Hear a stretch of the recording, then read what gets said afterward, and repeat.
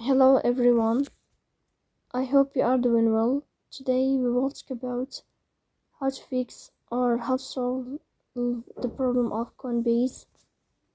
You click on settings. Here you click on apps, default apps, app settings. In this list you will search about the application of Coinbase. Here in this page of app info, you click on first stop and you click OK. Then you will enter to the window of storage.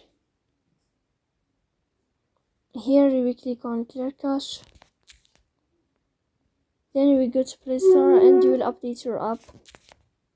Then you will go to Play Store and you will update your app on Play Store. So that's all. Don't forget to support us by like and subscribe.